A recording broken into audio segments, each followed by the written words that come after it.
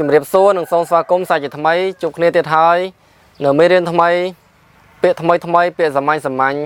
ដែលខ្ញុំតែងតែធ្វើវីដេអូបង្រៀនទាំងអស់គ្នាជារៀងរាល់ថ្ងៃថ្ងៃនេះខ្ញុំមានពាក្យលើកឡើងទៀតហើយដើម្បីចែករំលែកបង្រៀនដល់អ្នកទាំងអស់គ្នាដែលចង់ចេះភាសាចិនពាក្យទាំងអស់នេះពាក្យជាមួយនឹងប្រតិទិនពាក្យដើមខែចុងសប្តាហ៍អញ្ចឹងយើងរៀនពាក្យសាមញ្ញពាក្យងាយឲ្យបានច្រើនសិនចាំយើងទៅរៀនពាក្យជាប្រយោគជាឃ្លាជាសន្ទនាបើយើងរៀននិយាយយកហ្មងទាំងអាពាក្យរាយើងមិនចេះផងហើយទៅរៀនអាពាក្យសន្ទនាយកតែម្ដងចេះតែម៉ាត់ពីរម៉ាត់ហ្នឹងដល់ពេលបែកពាក្យជាច្រើនអត់ចេះទេអញ្ចឹងយើងត្រូវចេះពាក្យឲ្យបានច្រើនពាក្យសាមញ្ញខ្ញុំនឹងធ្វើវីដេអូបង្រៀនពាក្យសាមញ្ញជាច្រើនដើម្បីបង្រៀនដល់អ្នកទាំងអស់គ្នាសង្ឃឹមថាអ្នកទាំងអស់គ្នានឹងខិតខំរៀនតស៊ូព្យាយាមដើម្បីចំណេះដឹងខ្លួនឯងខ្ញុំនឹងមានមេរៀនជាច្រើនទៀតពាក្យជ្រៅពាក្យសន្ទនាជាឃ្លោកជាឃ្លាប្រយោគជាច្រើននឹងបង្រៀនហ្នឹងហើយគ្រាន់តែឥឡូវហ្នឹងខ្ញុំរៀនតែពាក្យសាមញ្ញសិនហ្នឹងហើយរៀនពាក្យសាមញ្ញសិនដើម្បីអ្នកអត់ទាន់ចេះសោះឬក៏អ្នកចេះបន្តិចតួចត្រូវតែរៀនពាក្យងាយនេះសិន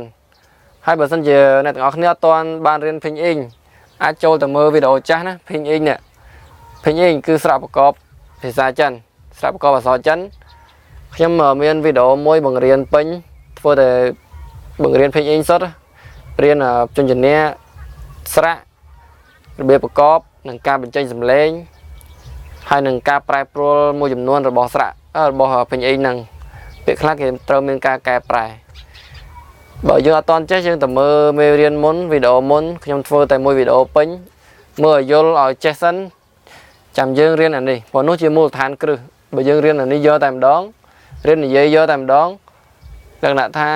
រៀនពាក្យកណ្ដាលទី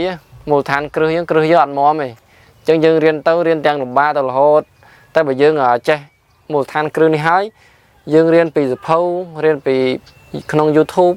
សួរគេសួរឯងក៏យើងអាចស្វែងយល់អាចស្រាវជ្រាវរៀនដោយខ្លួនឯងបានដែរបើយើងចេះពេញអីហ្នឹង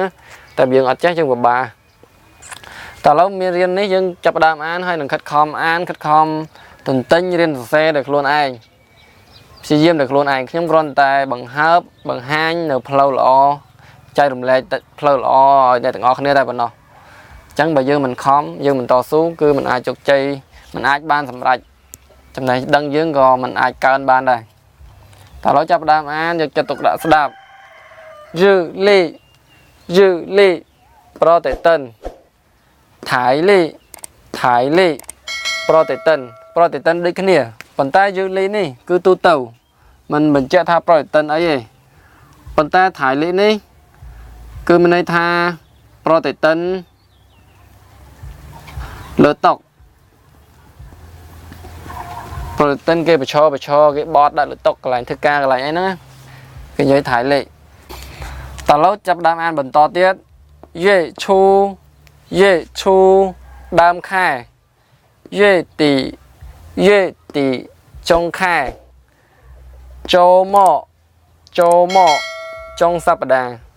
ចុងសប្តាហ៍អញ្ចឹងពាក្យទាំងអស់ហ្នឹងពាក្យទាំងពីរហ្នឹងมันមានពាក្យមួយណាបកថាចុងมันមានពាក្យមួយណាបកថាសប្តាហ៍ណាពាក្យសប្តាហ៍គេអានផ្សេងមេរៀនមុនខ្ញុំធ្លាប់បង្រៀនឲ្យពាក្យសប្តាហ៍ស៊ីនឈីឬក៏លីប៉ៃបាទអ្នកធ្លាប់រៀនមេរៀនមុននឹងដឹងបើអត់តន់ចេះតាមដានរៀនឲ្យបានច្រើនវីដេអូឲ្យគ្រប់វីដេអូរបស់ខ្ញុំក៏បានដែរពាក្យសាមញ្ញទាំងអស់ជាច្រើនរៀនទៅគឺអត់ខុសទេបើយើងពិតជាចង់មែនខ្លាចតែយើងអត់ចង់ចុចមើលបន្តិចបិទចោលចឹងហើយពាក្យទាំងអស់នេះខ្ញុំអានរួចរាល់ហើយបើសិនជាកន្លែងណាអត់ច្បាស់អាចខមមិនសួរពាក់ព័ន្ធជាមួយនឹងមេរៀនក៏ដោយពាក្យ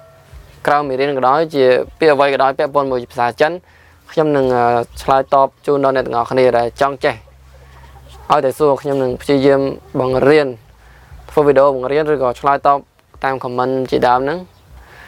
ឥឡូវវីដេអូនេះខ្ញុំសូមបញ្ចប់ត្រឹមហ្នឹងជួបគ្នានៅមេរៀនថ្មីនៅវីដេអូក្រោយទៀតបាទសូមអរគុណនិងសូមជម្រាបលាជួបគ្នានៅមេរៀនថ្មី